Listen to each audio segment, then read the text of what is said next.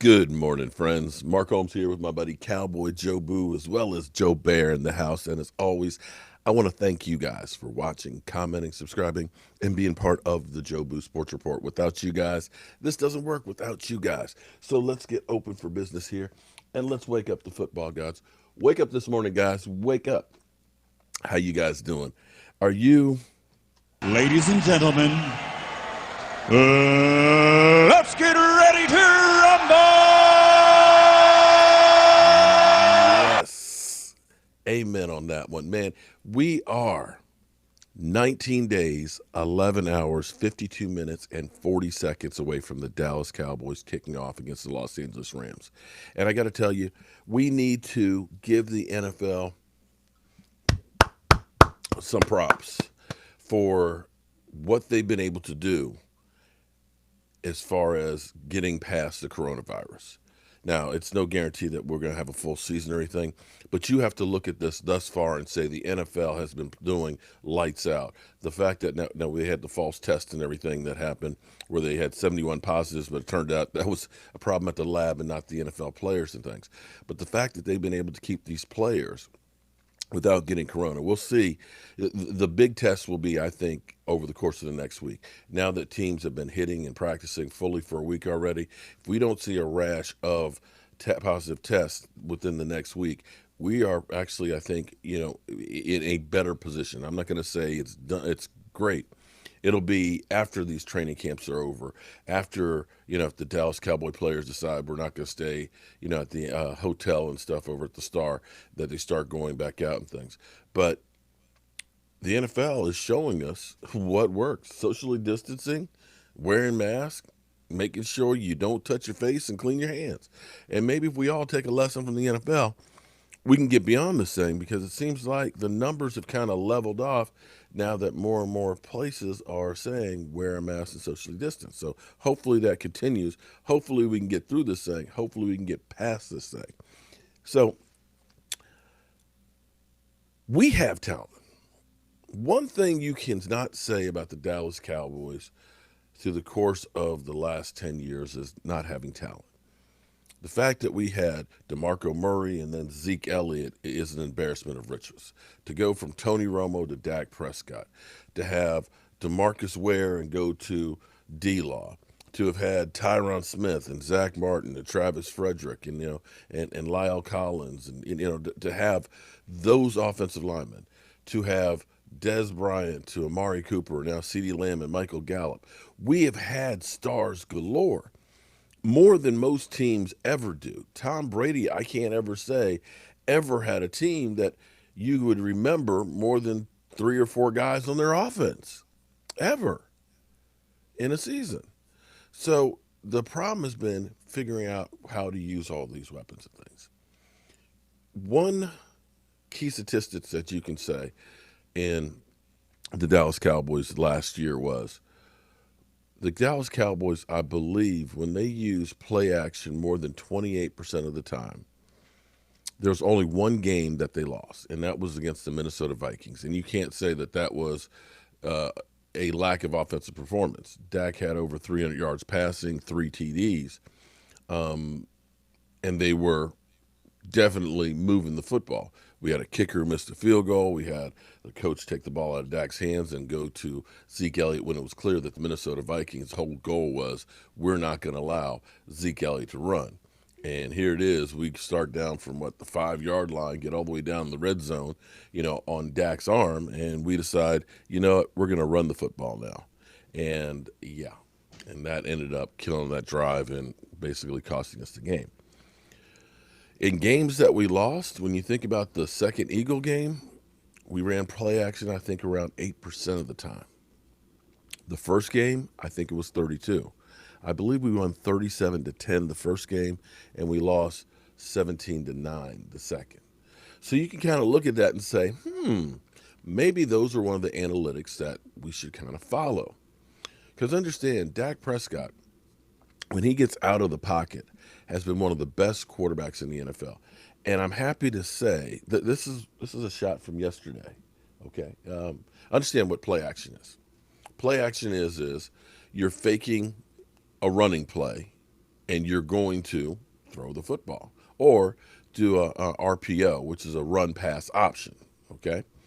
And that's one of those things that when you do, when you have an elite back like Zeke Elliott, and a team is worrying about keeping him, stopping him, and they load up the box. They put 8 men in the box, being that the safety is in there along with the linebackers, the defensive line.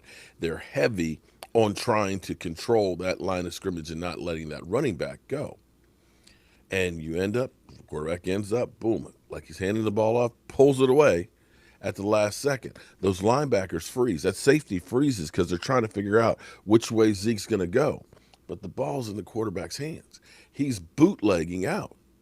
He's now got one-on-one coverage with his wide receivers. And then you're putting literally a cornerback on an island because it's just him with two guys. You got the quarterback who's got the ball in his hands, and I've got a receiver. Do I stick with the receiver so he can't throw it knowing that he's going to run? Or do I go after the quarterback and know that I'm leaving the receiver wide open? And if your quarterback can, boom, look like he's going to run and a little toss, it doesn't have to be a perfect pass. It doesn't have to have a lot of heat on it. The guy will be wide open. It's what Mike Shanahan did to perfection with RG3 his rookie year. And this is yesterday in practice. Boom. Watch this. Look at this. Look at this. Look at this. Throwing dimes down there. Bam. To Blake Jarwin. That, my friends, is exactly the type of plays that give you advantages. You can't always just say, we're going to line up, we're going to go ahead and man on man, a hat on a hat, and we're just going to run it down their throats. You have to sometimes, but you can't do it consistently all the time. You have to be able to adjust, to move around.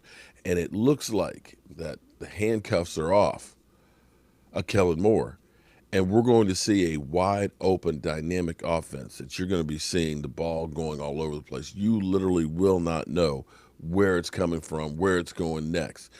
Defensive players are going to have to keep their head on a swivel. Defensive coordinators are going to be losing sleep because it's a question of which way do you want to die? Because the Cowboys will be able to kill you in so many different ways. We can beat you with the run. If you shut down the run, then we've got Amari Cooper, who, by the way, no nagging injuries, no plantar fasciitis. Having a full training camp, that's going to be huge. Michael Gallup, and this is what I caution you Eagle fans about, is wide receivers very rarely come out the box ready to just rock and roll. It, generally speaking, it takes a little time to get your legs underneath of you, to really get rocking and rolling. In the NFL, you saw Michael Gallup. It was okay rookie year. Second year, started to step up. Now, the third year is where you should really see him be able to take off. And now, the opposite, of course, is true, or the same thing is true for CeeDee Lamb. But the advantage for him is this. The fact that he doesn't have to be the guy. See, Rhaegar is coming out. The expectations are we need you to perform right now. We need you in that position to help us win right now. It's not that way for CeeDee Lamb. CeeDee Lamb, you can take a little bit of time to develop. There's no pressure where you have to be the guy to make sure that we win. And it's easing that transition in from the colleges to the pros. You know, as great as you may be in college, you got to understand that you may be, top on your team, which means you're one of the top ones in college. You get to the pros, the top guys in all those colleges are the ones that are in the pros. So what you did in college, you're now playing against guys that are bigger, stronger, and faster. And sometimes it takes time to get there. But he has an opportunity to be brought on, used in spots to teach him, get him down with a few different moves and things that he gets down pat and get him comfortable on the field and then step up the game. So from the standpoint of this being an offense that'll be dynamic, As much as we get trashed about last year, this offense is still pretty good. But with Blake Jarwin, I think Blake Jarwin, you're going to see him step up and really take controls of the tight end position and be one of those tight ends that you look at the numbers. And that's one of those things that's also lost as well is tight ends. We all think about, the wide receivers and 1,000 yarders and everything else. But take a look back at recent Super Bowls. And what you'll notice all the Super Bowl winners have in common is one of the top tight ends in football every year. And that's one of the things that Jason Witten has not been one of the top tight ends in a while. Jason Witten has always been steady. Jason Witten, is older. But you need a dynamic tight end who can be that safety blanket, that security blanket, that guy who can still help push the ball down the field. Because when you have those wide receivers that can go all over the place, the middle of that field is going to be open, and that's where you've got opportunities that you got to take advantage of. So I got to get ready to get out of here. Unfortunately, I'm working on a deck that's out in the middle of no man's land, so I probably won't be able to get a signal and be able to post much while I'm there. So we're going to be in the dead zone for a little bit. I apologize, but hey, I got to pay my bills. But I appreciate last night was cool. Last night was cool. Having E2 over, we're working on trying to evolve the set here. We're able to do a lot more things. It was good having him to be able to take care of writing down the names and everything else. Helping interact more with everybody in the chats and stuff, and actually having a person to bounce, thoughts and stuff on there. And now that we have the new setup, shout out to you guys. We're going to be doing more things with the equipment that we have and really growing, expanding what we're doing. So appreciate all of you guys and all the stuff that you guys do to help make sure the show grows. And Renee, your shirt, we'll get that packed up this afternoon and get that out to you. As well as Cowboys up north. Yours is already packed up. Gerald Chavez, I need Gerald. I need your address for that rack, man. I can't find it. I know you contact. I can't remember if it's Facebook or wherever. I cannot find your email and your address. Make sure you get that to me. And with that being said, well, it's time for me to hit the road, Jack, and don't come back. And I'll see you soon.